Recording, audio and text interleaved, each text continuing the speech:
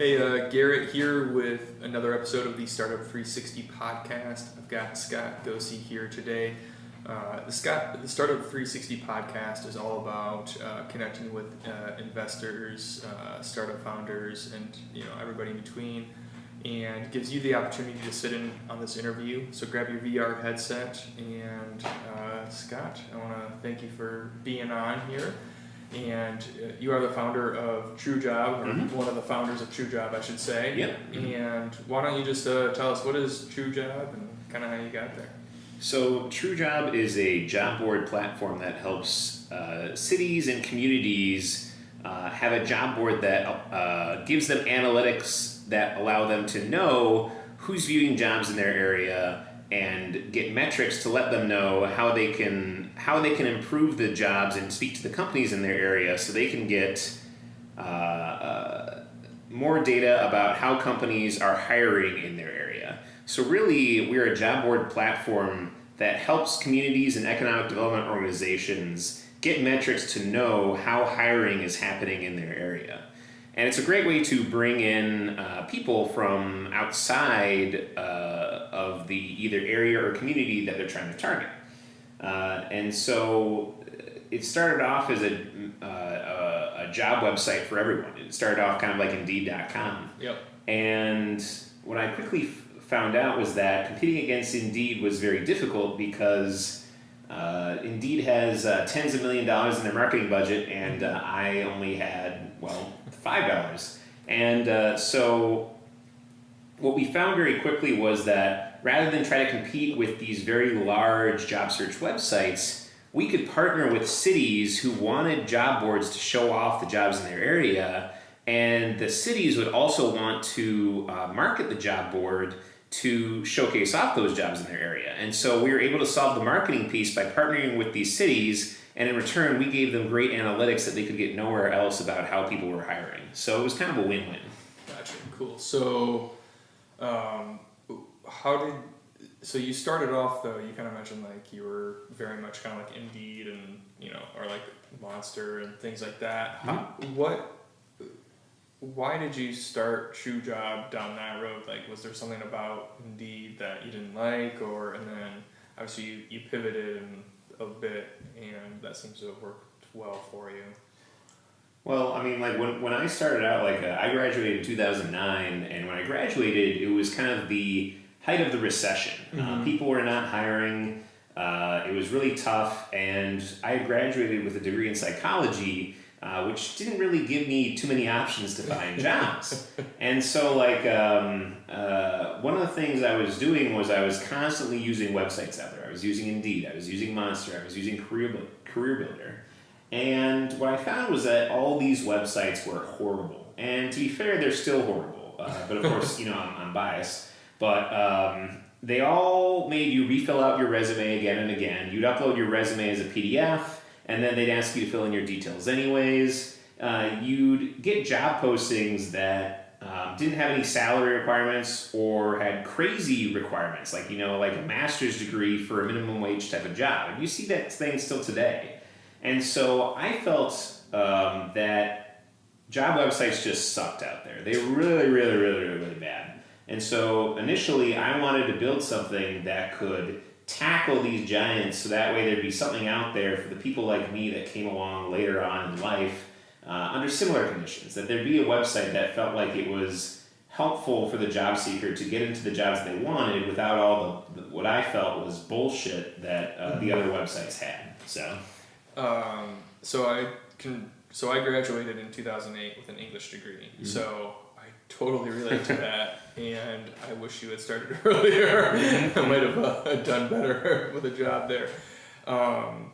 So you're like these job sites suck, and so now it took you a while to actually build TrueJob from the time that you ran into this issue. So what was that? I guess what was that point where it went from idea to I'm going to start building this, and maybe I can't get a job, so I'm going to make one for myself? So one of the first things was I knew I wanted to build a job website, but I didn't have any kind of, I had some technical skills. So at the time I was doing computer repair, so I knew how to kind of repair computers, I knew how to do some scripting, I knew how to do some basic stuff. But I knew I needed to design and build a website, which I didn't know how to do.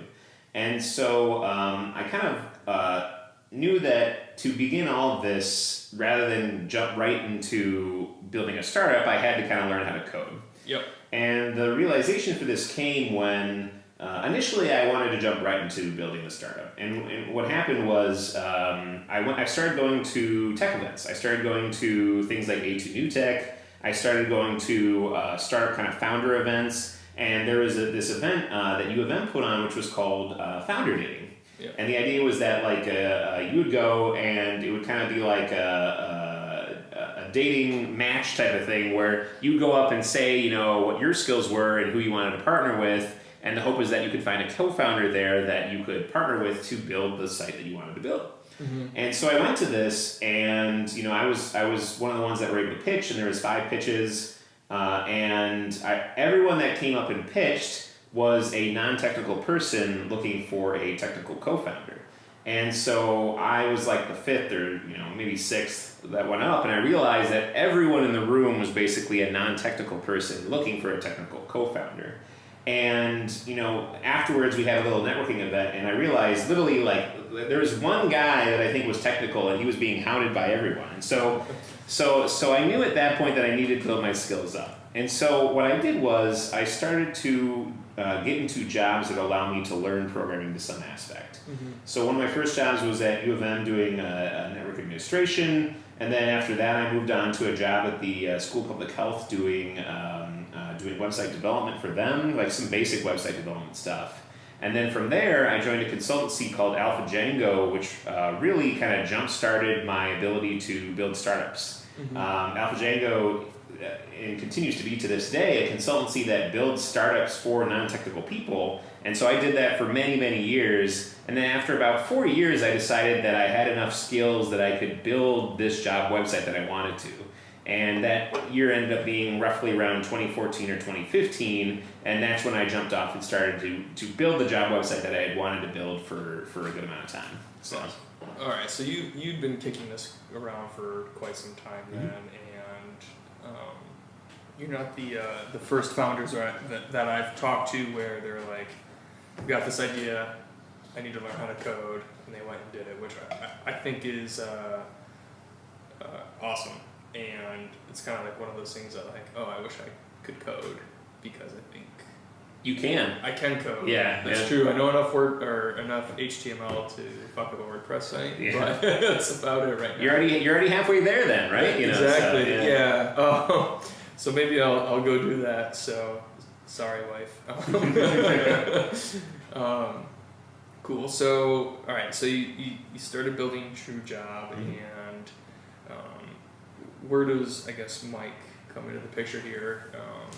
Did he just kind of stalk you down? Did you find him? So what ended up happening was I started off, and because I had a good amount of successes with Alpha Django, I had enough that I had a good amount of money to save for a good amount of time to build this out. Yep. And so I spent probably around 6 months to probably roughly a year building this out myself. Okay. And what I quickly found was that there's just too much to do, right? There's just too many things. I mean, if I'm trying to face off against competitors, whether they're Indeed or even the smaller kind of job boards, one person is just kind of not enough.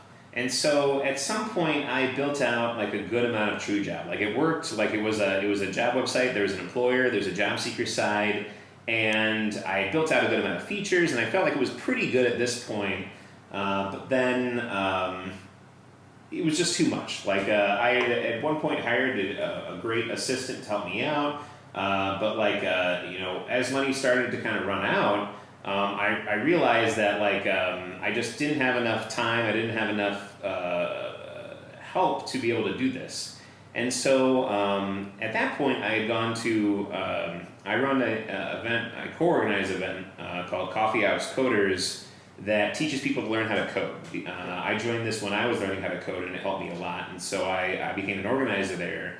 And at one point, I did a presentation saying like, "Hey, I built this thing out. I think it has some legs. I have some passion behind it, and I'd love to partner with somebody that would want to be a co-founder to help me kind of on this journey, because currently it's just a lot of work for one person." Mm-hmm. And at the time, Mike had actually moved from New York City over to Ann Arbor, where he had a job there, but had kind of come over to Ann Arbor and was looking for a startup to kind of join. And we met and we clicked really well, and from that we formed a really great friendship. And so from that, that's how kind of he joined in. And so the rest, is history. So cool. So I'd like to kind of talk about that a little bit more, kind of like how you brought him in and mm-hmm. kind of, and if you're okay sharing kind of some details on that. So obviously, so you have a great friendship, mm-hmm. which can always be dangerous when starting a company. Mm-hmm. And how did you vet him? How did you decide like how much equity to give him? Like what was that process like for you? So, and to be clear, like when we initially met, like it was we did not know each other before this. Yep. And so like when he came in and said he wanted to join TrueJob, or at least check out what I was doing with that, we had not kind of no friendship kind of basis on there. Friendship actually, I believe, grew out of like our business relationship and outside of that too as well. Gotcha. But at the time, like we didn't know each other, and I had a few guys that wanted to kind of co-found. And I said, well, hey, let's kind of like work together for a little bit and then see kind of what happens from that. Because what I found is, I've made this mistake before where like I find somebody that says they want to be a co-founder. I'm like, okay, cool, let's do like, the equity split, let's do all these other things. But then like, conflicts arise within the first month where one person wants to do one thing and one person wants to do the other thing. And so really what I like, because this had been something that I had thought about for a long time, I had kind of a lot of ideas on, I was kind of like, well, like, let's try kind of a trial session, if you will. Yep. And I'd done this a few times before, and what I had found was, people were either lost interest very quickly, like, I had people here and there that like, would go on for a few days, but then would kind of realize that the startup life was actually really hard and not the super exciting thing they see in Silicon Valley. And kind of just, show less interest very quickly. And then at the end of like, a 2-week period, I'd say like, hey, I'd be willing to like, pay for your time, like, or like, if I was interested, I'd say like, would you want to join, with me and become co-founders? And most of the time I could see that people were already waning interest and it already kind of died off. And so mostly I just agreed to, pay for their time that they had spent, and it would kind of go on. But I know in the first day that like I worked with Mike, like he had committed code to the app the first day, which I worked with other coders before, and they took like a week to set up, and then like another half week to like kind of get anything there, and it was always kind of like middling code. Yeah. But within the first day, he had already gotten it set up and got into working, and I was like, wow, this is really amazing. And from there, like, we had another kind of week period, but like I could tell that like he was a flexible guy that like was really easy to work with, could understand what I was, where we were trying to go towards really quickly. And at the end of 2 weeks, I said, hey, like I think this would be a very good fit. I'm enjoying working with you. I feel like you're awesome. Like, do you want to work with me too as well? And he said, yeah. And so at that point, equity-wise, obviously I had thought about it for a while, but what I thought to myself was there's basically two possibilities at this point. I'm either going to have 100% of something that is going to go nowhere because I just can't do it by myself anymore, or I can kind of split it with somebody that like that I think is a very good fit. So Mike and I roughly split the company, if you will. I said, Mike, I think you're a good fit. I obviously work with you. Let's split this up pretty evenly, and then we'll have our vesting periods that we set up, so that way there's 1 year cliffs and stuff like that. But like in general, like I think that'd be the way to go. And from there, that was how it kind of broke down. So. Nice. All right, cool. So I really like the fact that you're giving trial periods to these people. That's because there are so many conversations that you have, like one night where everybody's excited and you wake up the next morning and somebody always wakes up like, oh, what the heck did I just say yesterday? Yeah, exactly, yeah. Drunk or sober, right? Yeah. And obviously the 1 year cliff as well. I think that's that's very smart, right? Give it a real time. It's like 2 weeks, like you can get an idea sometimes, but other times it's that longer time period can really show how somebody is, and it definitely helps in like if you put a 1 year cliff for both of you guys, it's like you're both like building towards something. Like at the time, like the only equity that I had, if you will, was just the one that was made up in my head. But then after that, when we actually set up the Delaware C Corp, that's when we set up all like our 1 year cliffs and stuff like that. So we were both working towards it. In other words, if I had quit like half a year in, I wouldn't have anything either too as well. And so that way it also felt kind of equitable too as well, if tongue in cheek. So that's why did you do that? I mean, like, because this has been your brainchild for what, like 5 years at this point. How, like, that's a big step to give somebody, saying like, hey, like if I quit halfway through, this is mine. Like you can't. Well, yeah. I mean, like, on the one hand, like, if I was going to quit half a year in, like, after we set up the company, like, you can, like, people say ideas are worth a good amount, but I would fairly disagree. And so, like, if I quit kind of halfway through, for one, it was like a carrot at the end of the stick for myself, but also just like, I don't know, like I felt like it helped us both work towards something, and really, like, as much as this was something I had thought about for a long time, if I was willing to quit like that kind of quickly in, then I probably didn't deserve the equity too as well, or at least in my mind. Maybe it was a bad decision, who knows? Well, so.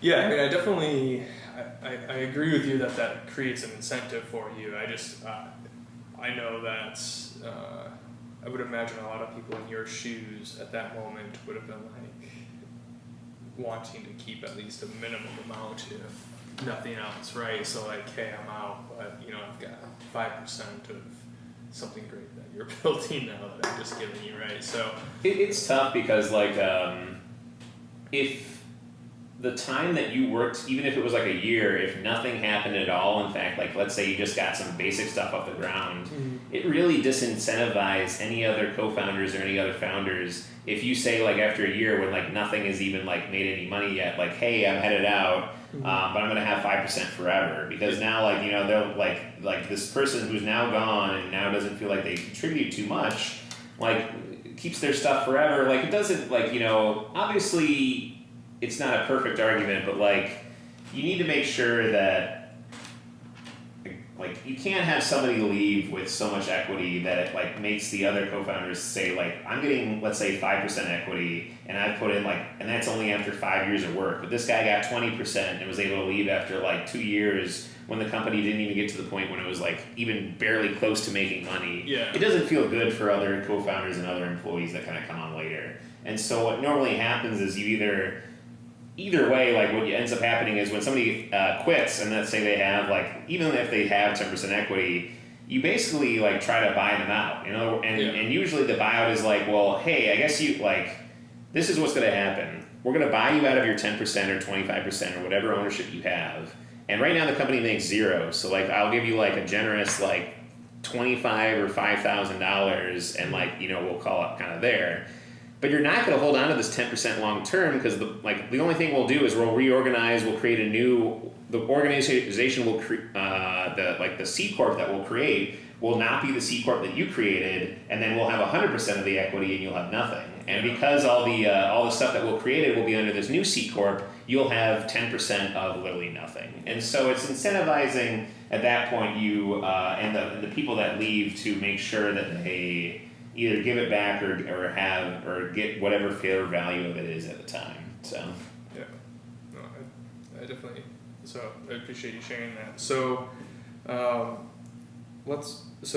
talking more now about TrueJob and the analytics, and because now you're partnering with different cities and organizations. I know here in Ann Arbor you're working with Spark, which is great. What are some things that you are noticing from those analytics that might be either surprising or interesting or helpful for the cities that are already a part of your program or thinking about using TrueJob? One of the biggest trends that we've seen via analytics and just reports in general has been a rise in kind of remote jobs. A lot of graduates from U of M, what Ann Arbor I feel like sometimes sees is that they see that they're attached to U of M kind of at the hip. Like there's this beneficial relationship that both sides have. But what a lot of times happens is that people will graduate from U of M and they'll try to think of their career prospects, and they'll say, well, I need to be, if I'm a software engineer, in San Francisco, or if I'm working in business or finance, maybe I need to be in New York, or maybe if I'm doing some sort of other type of business related thing in Chicago. And for a long time that was true, but from what I've seen kind of over the past few years, there's been this rise of remote jobs where you can kind of work from anywhere.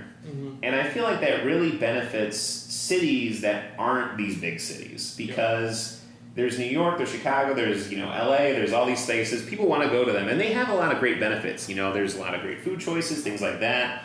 But a lot of times the little cities, or the smaller cities miss out, right? Yep. And with the rise of remote jobs, I feel like it really has benefited these smaller cities that know that you can work from anywhere, but you can have a cost of living that is way lower than if you go to San Francisco. Because if you go to San Francisco, you're going to need a salary of something like $200,000 just to be able to afford a house in San Francisco. What if you could have, let's say, a $120,000 job, but in Ann Arbor, and suddenly you can afford a house, you can afford a really nice life, you can still have access to a lot of restaurants. And I think cities are really seeing the benefit of being able to pull off a lot of these people from the big cities into cities that they might not have thought about before. So, gotcha. Interesting. Is there anything that's really surprised you that before really getting access to all that data, you would have said, oh, I think this trend or this thing would go the other way? Interesting. In terms of trends, mostly you can see it, the analytics will confirm maybe what you believe, but it's usually easy to see a good amount of way. For example, we saw analytics kind of point to a rise in kind of data science and machine learning type of jobs, but you could see that too if you just kind of glanced at the stuff too. You looked at the job postings and suddenly, a certain company was posting 10 data science jobs, or security and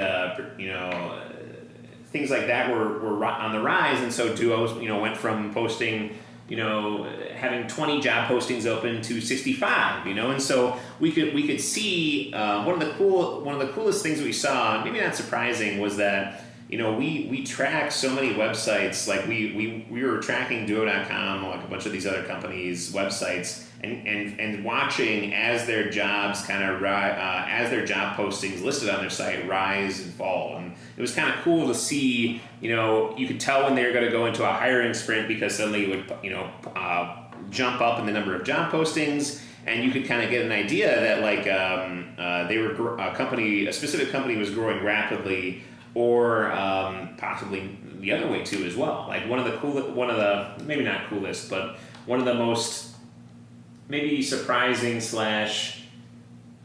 interesting things that I saw was we had a company that we were looking at, and every day they'd have an X amount of job postings, and then suddenly it went to 0.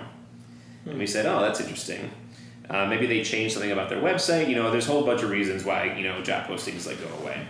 But then a week or two later, they announced bankruptcy. And so there's these telltale signs that we were able to use the analytics in retrospect to say, wow, all the signs were there. But it was kind of interesting to see, before they announced it to all the news places, and even almost their investors probably knew, but you could tell this just via things like that on their website. Yeah. So. That is really interesting to see. Now, for your job postings, then, how are you finding them, and how are you filtering? Are you just scraping websites? Because I would imagine then you're getting some of the bullshit that's on Indeed, or are you scraping company websites and therefore you're expecting them to have better job postings than when they type in on Indeed? So most job boards most job boards that are Indeed /Career Builder work off of the idea of backfilling, because the idea is that you start a new job board, you need a whole bunch of job postings in there, and what backfilling basically is that a company or some sort of widget you add in says, we will fill your job board with job postings that we pull from Career Builder, Indeed, and stuff like that. Yep. And what ends up happening when you do that is that it gets to be a lot of crap, like a whole bunch of stuff. A whole bunch of jobs that are really, really, really bad, really, really poor quality, and people don't look at them. And so what ends up happening is, yes, your job board is full of jobs, but nobody's looking at them because it's the same stuff that they could get other places for one thing, and it's also just bad quality. Yep. And so initially, I had tried doing some of this stuff where I was using Career Builder and a few other sites to kind of pull in these job postings from them, and they just sucked. They were just bad. So what me and Mike ended up doing was we built out this really, really awesome kind of machine learning detection robot that we would feed it a whole bunch of company websites, and it would pull back all the job postings from there and filter out all the ones that, we built a whole bunch of filter criteria that would remove the stuff that we considered poor quality. And from that, the quality of job postings rised immensely. And so we kind of built our own backfilling engine, if you will, but the results were vastly different. I like to say, and I'm sure there's still things that slip through the cracks, like that all of our job postings are very, very high quality. We don't get any of those make money from home kind of job postings. We don't make those a whole bunch of MLM job postings that people seem to post. We do a great amount of job. I feel we do a great job at having a tremendous amount of high quality postings because of this technology that we built. Okay. So cool. So and that's kind of your big separator then, is the idea that you're publishing high quality jobs, and you're giving cities and other related organizations the analytics to help understand how to build their economic ecosystems, basically. So how do you make money then? Who's paying you? Well, first on the job posting front, we don't just pull jobs in. Of course, cities have people that post jobs too as well. And the cool thing is, when Duo signed up for TrueJob we were already pulling in their job postings automatically. All they had to do was click claim job postings, and suddenly the effort for that was tremendously reduced for the employer, right? Yep. They signed up. They said, oh, cool, 65 job postings are already being pulled in by TrueJob. Claim? Yes.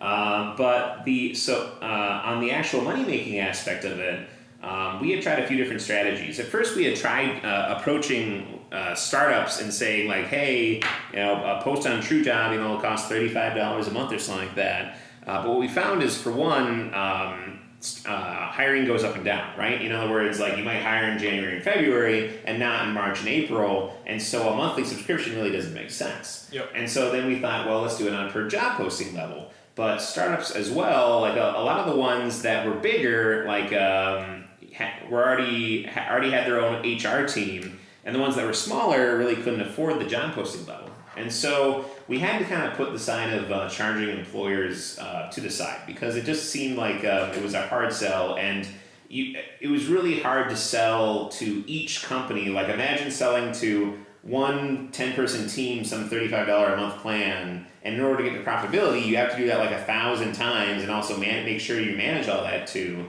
It was a lot trickier. And so we pivoted towards a model of working with cities and charging cities too as well. And so the idea was that because we were providing all these benefits from our job board, we would basically give them the job, the city, for example, Ann Arbor Spark, a job board that they could embed into their website, make it look exactly like theirs. Employers could post jobs. The city could approve those jobs or deny those jobs. So Ann Arbor Spark doesn't allow all jobs that come through their site. They want to be able to curate exactly what type of jobs that they want.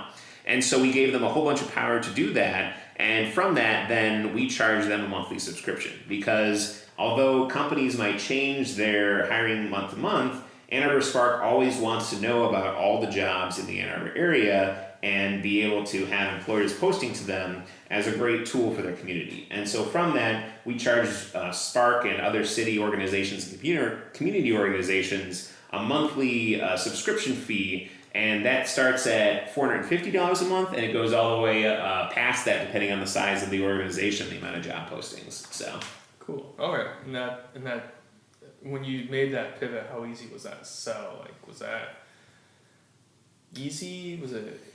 Well, it was easy when we were trying to reach out to the companies and they weren't responding. So like it was basically like we could either not make money the current way we were doing things, or pivot and like still either not make money or possibly make money, right? Yeah. And so like it was funny because about a year before we partnered with Spark, we sent them a mock-up. We said, hey Spark, like we think we could do a job board better for you than your current system, because their current system was, in my opinion, not that great. And I feel like that's putting it lightly, if you will.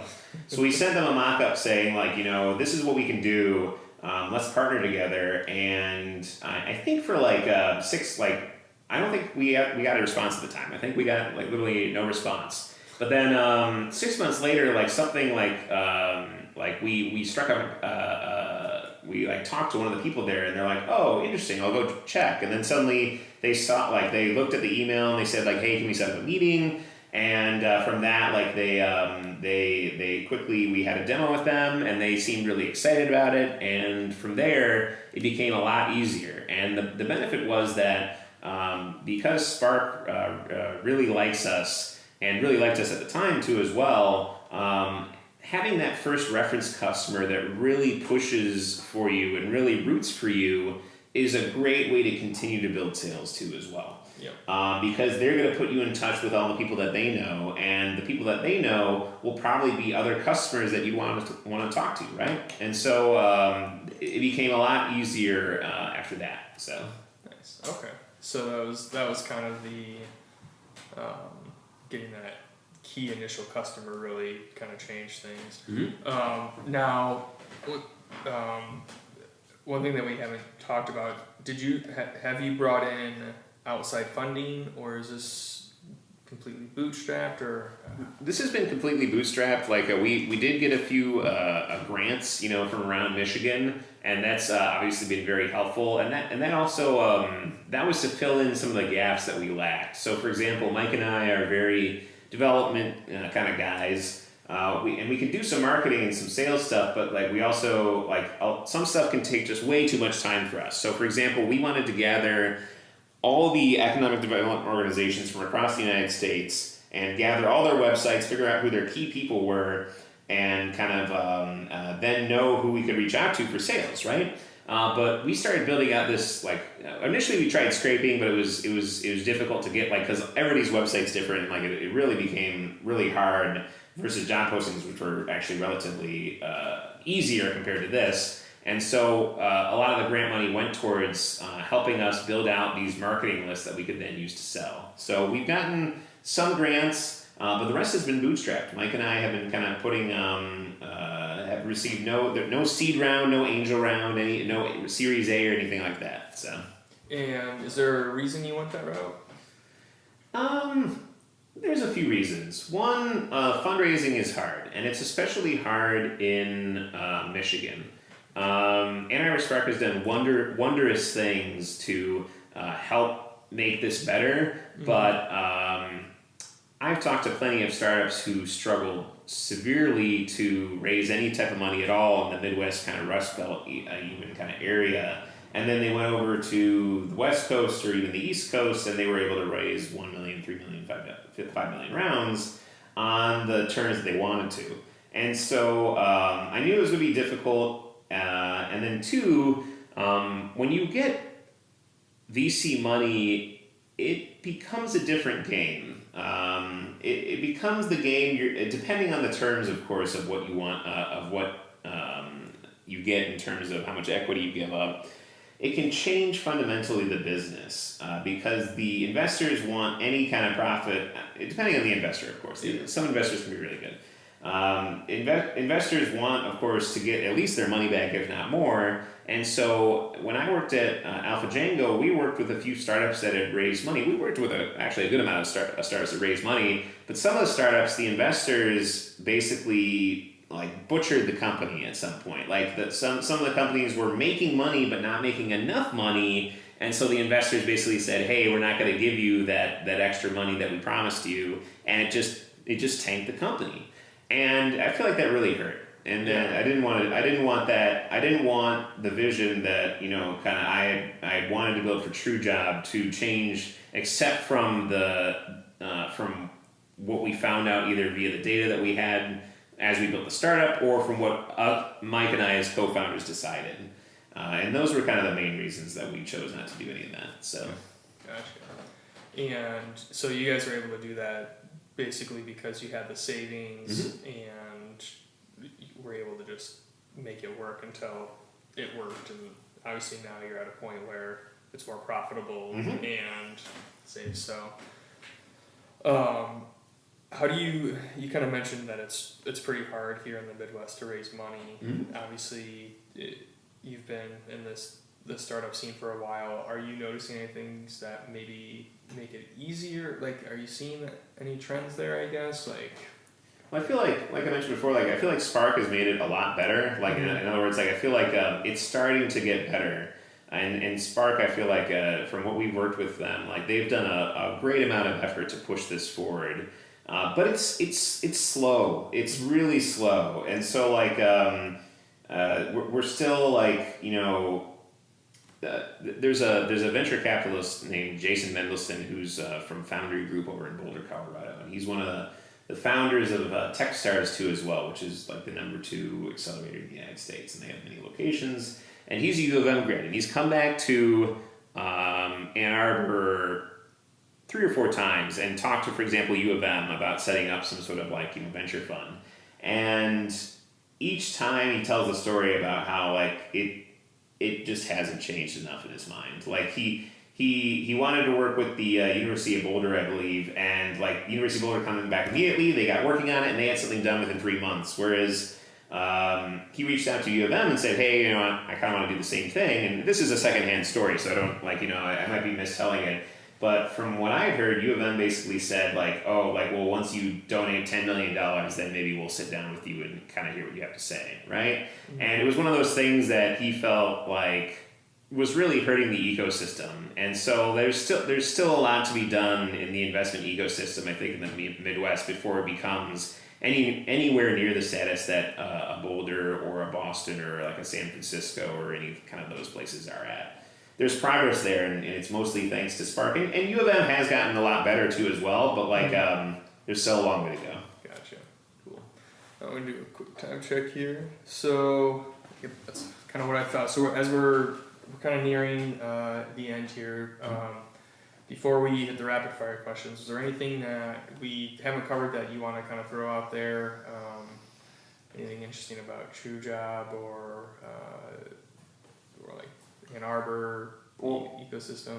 Well, one thing I'll say, it's kind of one of the realizations that has helped drive me towards advising other startups, and maybe this gets into rapid fire questions, so hopefully I won't touch on that too much. But I've seen, the only thing I'll mention is that, especially people that are building startups, I've seen a lot of people build startups because they have an idea and they think that if they work really, really, really, really, really hard, they can bring that idea to fruition, and they can. They really can. But the one thing that I found really helps is domain knowledge and somebody that's well positioned in the space. And so what I mean by that is when we were building TrueJob, I had this vision of job search. But I didn't really know anybody that was an HR professional I didn't know really any HR professionals in high-level roles at companies, and we didn't really know many EDO kind of directors or anything like that. And we built those up kind of manually, but it took a long time, right? And so when people build new startups, like all I'll say is that we were able to do it and get past that. But if we had known even if we had been in the HR space, we would have known some of the challenges. And if we had also had some of these contacts, things might have gone a lot quicker, right? Yeah. And so if you're building a startup, partner with somebody that has either domain knowledge in the space or has the connections, because those connections, it won't be necessarily the technology that wins out. It will be the connections that end up driving the first sales that really make the company succeed. So that's the only thing I've mentioned. So. No, I think that's great advice, and I really definitely appreciate that. Cool. So rapid fire questions. The first one is, what is your best habit? Best habit is being my worst enemy, I feel. Or at least this is what I think my best habit is. I think of a lot of startup ideas a good amount of the time, and I always try to be super critical about them all the time. And I always advise other people to do the same, just because all your friends and family are never really going to want to say oh, this is the worst idea I've ever heard, right? Yep. And so if you ask your friends and family hey, should I build this idea? They'll be like, oh yeah, go for it, go for your dreams. Whereas once you leave, they'll go to their friends oh man, he's never going to make it there, right? Yep. And so because of that, you have to be your own worst enemy. You have to think to yourself, why can't this succeed, and do the research and figure it out. And then if you can determine that, actually I've looked at all the data and I see all these things here, I feel like I could still succeed, that means you're onto something. And so whenever I come up to an idea that even I own myself have, or just something that I want to think through, I always try to think through. I try to be my most critical enemy and tear it down. And if it still stands after it's been teared down by myself, I feel like I can start to share it with friends and then get their feedback too as well. So I like that. So the flip side of this is, what are you bad at, and then how do you solve it? I'm bad at probably having too many ideas. It's so easy to want to go in 5,000 different directions, and each one of those directions takes a good amount of time. I mean, if you you're in a car and you had 5,000 different streets, it's not like you can take down one street and it will connect to the other. Sometimes it might, but then sometimes you have to literally reverse around, go backwards, and go up them. And so each choice sometimes you take takes energy, takes time, and takes valuable resources against something that actually might have had a better chance for success. And so I need to figure out ways to make sure that when I come up with ideas, I'm choosing the one that will drive either my company or what I'm trying to accomplish in the best way forward. And I'm still working on that. So. Gotcha. Cool. Next question is, what is your advice to a high school graduate, a college graduate, and then a 50-year-old? Let's see. High school graduate, I'd say college is important. Majors are kind of important, especially with debt kind of rising. Being a psychology major, I really like psychology. I really like it. But you have to weigh that against the debt that you're going to be working for a long period of time, unless you're rich, in which case maybe not. But if you're not, you have to make sure that you evaluate that as much as you're passionate about something, that it's not going to inhibit you negatively. And graduating with a degree in psychology, I had probably a 1.5 to 2 year period where I basically made almost no money. Yep. And student loans pile up, bills pay up, and that's stress and anxiety. So follow your dreams, follow your passions, but also make sure you realize what that exactly means and entails. For a college graduate, you've already chosen your major, so I can't change that around. But I would say, especially if you're going into the workforce, you're going to have ideals, and you're going to want to hold up those ideals. And I think it's really great to have ideals that you stand by. but there's going to be fights that you're going to have that are not the hill you should die on. And there's been plenty of times where like in some of the early jobs, I was right in the small scheme and ended up being wrong in the large scheme. And so I feel like had I looked a little further back, I could have seen that, and I didn't. And so as you go into jobs, just really try to figure out the things that you care about and fight for those. And for the other things, know what you're willing to kind of let up, so that way you have that balance of life that like you don't fight for necessarily everything, especially if you don't care about them, right? Because it's just going to cause you pain. Absolutely. And for a 50-year-old, it's tough. Like I'm obviously not 50, so I can't answer that directly.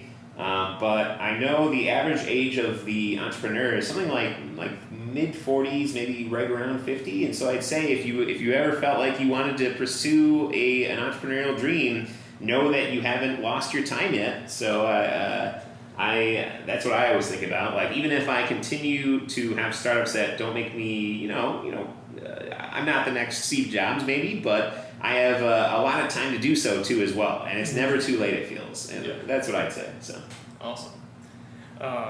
Who has been the kindest person in your life? The kindest person would definitely be there's different aspects of kindness.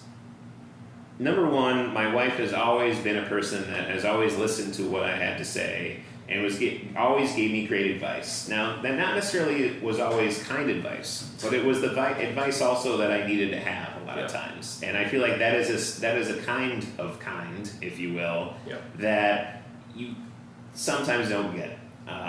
People can be kind to you, again, but like not really mean it, and that feels a lot worse if you know that than if somebody's more harsh to you, but they're doing it because they want you to succeed, right? Yep. And so in that way, my wife is incredibly kind, but she's also incredibly realistic with me when she knows that I'm either going down a path that maybe doesn't make sense, things like that. Mike, my co-founder, is incredibly kind too as well. He's always real with me, and he's always generous, and he's always a great guy to share TrueJob with. And so both those people I feel like are incredibly kind people. Fantastic. Who was shoot, I just lost my question here. Who's the kindest person in your life? Wow, I just totally blanked. Yes. Oh, what is one question that you think I should ask all of my guests?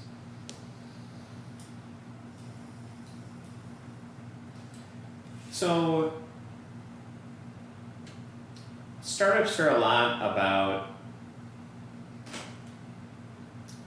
parading around successes because, for one, being an entrepreneur can be incredibly hard.